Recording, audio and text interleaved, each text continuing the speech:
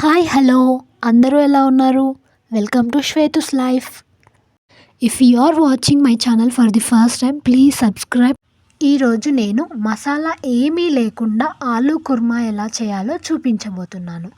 ఈ కర్రీ చపాతీలోకి పులావ్లోకి చాలా టేస్టీగా ఉంటుంది. మీరు కూడా తప్పకుండా ట్రై చేయండి. మరి ఈ కర్రీ ఎలా చేయాలో ప్రాసెస్ ఏంటో చూసేద్దామా? ప్రాసెస్ చూసే ముందు నా వీడియోస్ని లైక్ చేయండి. దీనికోసం మనం ఫస్ట్ ఆలూని బాగా వాష్ చేసుకొని ఇలా కట్ చేసుకొని ఉడికించుకోవాలి.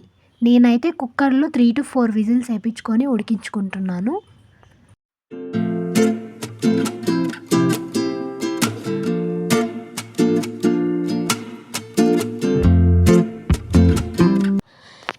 ఇప్పుడు స్టవ్ ఆన్ చేసుకొని కడాయి పెట్టుకొని అందులో మనకు కావాల్సినంత ఆయిల్ వేసుకొని జీలకర్ర, ఆవాలు, ఉద్దిబ్యాళ్ళు వేసుకోవాలి.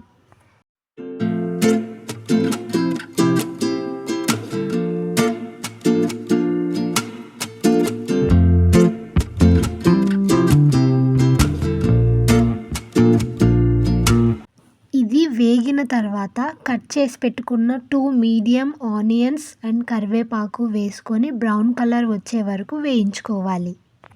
మనం చేస్తున్న కర్రీస్ టేస్టీగా రావాలంటే ఆనియన్ని బాగా వేయించుకోవాలి. ఈ ఆనియన్ వేగిపోయిన తర్వాత నేను ఇప్పుడు జింజర్ గార్లిక్ పేస్ట్ 2 స్పూన్స్ వేస్తున్నాను. ఇది పచ్చివాసన పోయే వరకు కలుపుకోవాలి. తర్వాత ఒక టమాటో వేసుకుంటున్నాను.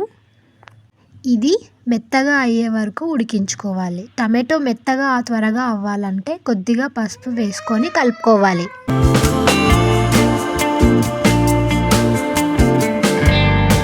టమాటో మెత్తగా అయ్యాక నేను 1 spoon chilli powder, 1 spoon salt, అలాగే 1 స్పూన్ ధనియా పౌడర్ వేసుకొని కలుపుకుంటున్నాను.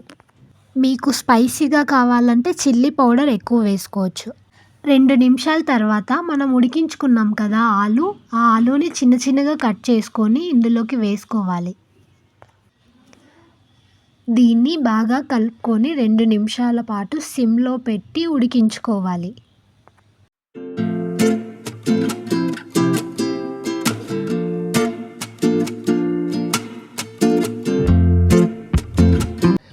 ఇందులోకి నేను కొంచెం వాటర్ యాడ్ చేస్తున్నాను. మనకు గ్రేవీ ఎక్కువగా కావాలంటే వాటర్ ఎక్కువ వేసుకోవచ్చు, లేదు తక్కువ కావాలంటే కొద్దిగా వేసుకోవచ్చు. అలాగే కొంచెం కొత్తిమీర, కరివేపాకు, కొద్దిగా కసూరి మేతి వేసుకొని కలుపుకొని మూత పెట్టి ఉడికించుకోవాలి.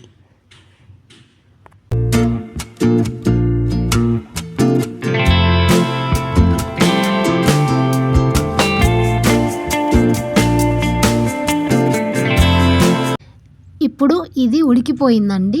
సో ఈ టైంలో మనం ఏం చేయాలంటే 2 స్పూన్స్ డ్రై కోకోనట్ పౌడర్ వేసుకొని 2 నిమిషాల పాటు ఉడికించుకోవాలి.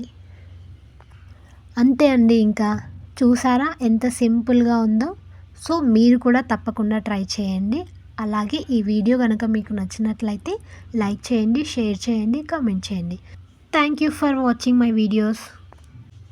బాయ్.